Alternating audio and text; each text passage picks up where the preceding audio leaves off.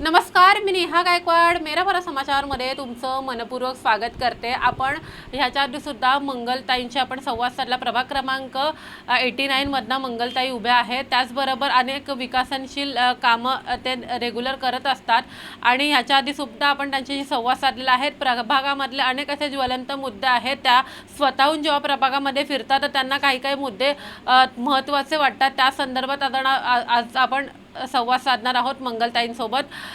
मंगलताई, सर्वप्रथम मेरा भरा समाचारमध्ये आपलं स्वागत आहे। याच्या आधी सुद्धा आपण संवाद केलेला आहे।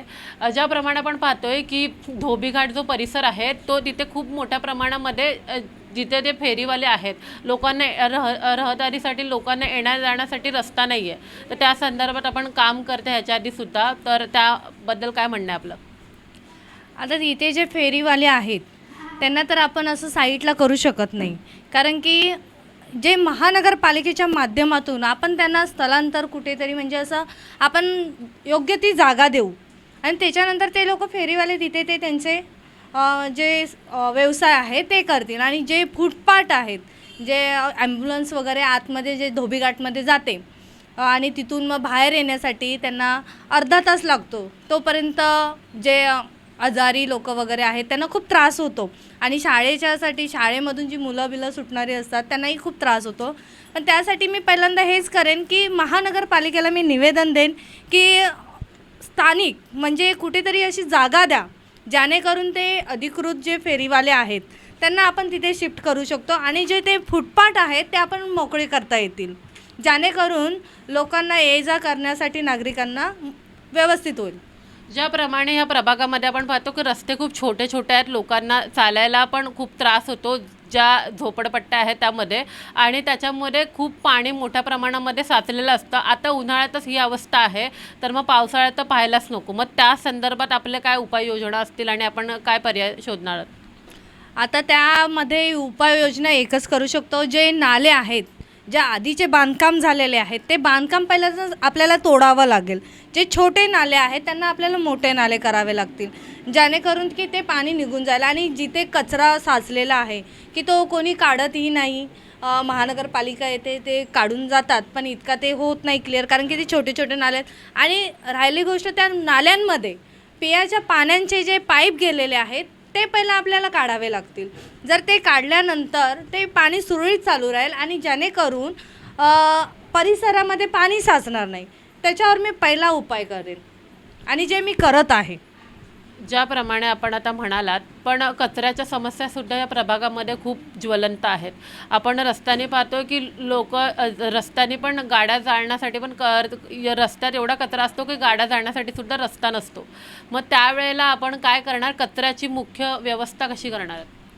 आता जागोजागीला तर आपण म्हणजे गाड्या येतातच कचऱ्याच्या, पण त्यासाठी तर आपल्याला व्यवस्थित एक कचरा कुंडी बनवावी लागेल। ज्या आता ह्या विभागामध्ये म्हटलात तर नाही आहे, फक्त ते टायमाला गाड्या येतात, पण जे कचरा टाकणारे आहेत ते असं रस्त्यावर टाकून जातात। तर त्यासाठी पहिला मला व्यवस्था करावी लागेल, म्हणजे जागोजागी कुठे आपल्याला कचऱ्यासाठी स्टँड उभे करता येतात, जे आधी म्हणजे रोडवरती लागलेले असतात, त्या जे आपल्या बाहेर निघतो त्या ठिकाणी आपण लावू शकतो। या प्रभागामध्ये मद्रासवाडी म्हणून एक ठिकाण आहे, तिथे सुद्धा अनेक समस्या आहेत, तर त्याच्यासाठी सुद्धा आपण काम करत आहात, त्याबद्दल काय म्हणणं आपलं? आता जे मद्रासवाडी जे म्हटलात ते खूप मोठी समस्या आहे, कारण की तुम्ही जर नारळवाडी शाळाच्या पुढे गेलात तर रोड बनलेला नाही आहे, तो अनेक वर्ष रोड तसाच आहे। मुलांना सकाळी शाळेत जाण्यासाठी एवढा त्रास होतो, त्या मुलांना अक्षरशः त्या चिखलातून जावं लागतं। तर मी महानगरपालिकेला विनंती करेन, निवेदन देईन की बाबा हे पहिलं झालं पाहिजे, आणि ते मी जर ह्या पॅनलवरती आली तर सर्वात प्रथम हे मी काम करून दाखवेन आणि 2 महिन्यामध्ये ह्या कामांचा रिझल्ट देईन। ज्याप्रमाणे आपण पाहतोय की झोपडपट्ट्या ज्या आहेत त्यांचं पुनर्वसनच्या फक्त त्यांना समोरून फक्त आश्वासन दिलं जातं की तुमचं पुनर्वसन होईल, आणि अजूनपर्यंत त्यांना योग्य ते पुनर्वसन होत नाही। तर त्या संदर्भात आपण काय करणार आहात?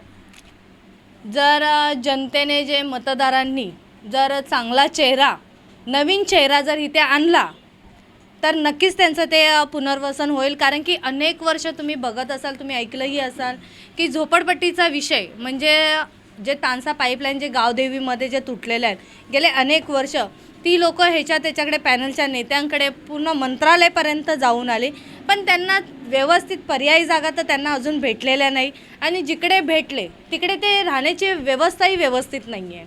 तर त्यांच्यासाठी तर मी एक मुद्दा असा उचलेन की प्रशासनाला मी विनंती करेन की ह्यांना घराच्या बदल्यात घर मिळालंच पाहिजे, ह्याच्यावर मी पाऊल उचलेन आणि त्यांना त्यांचं घर आणि हक्काचं घर मिळवून देईन. ज्याप्रमाणे आपण पाहतोय की मंगलताईंसोबत आपण संवाद साधला. मंगलताई प्रत्येक वेळी हा प्रभाग, हा संपूर्ण 89 जो प्रभाग आहे त्याच्यामध्ये त्यांचा अभ्यास आहे आणि प्रत्येक ठिकाणी प्रत्येक कोणत्या कोणत्या एरियामध्ये कोणत्या कोणत्या समस्या आहेत त्या पूर्णपणे तळागाळात फिरून त्यांनी त्या सगळ्या ज्वलंत समस्या स्वतःहून पाहून त्याच्यावर काम केलेलं आहे.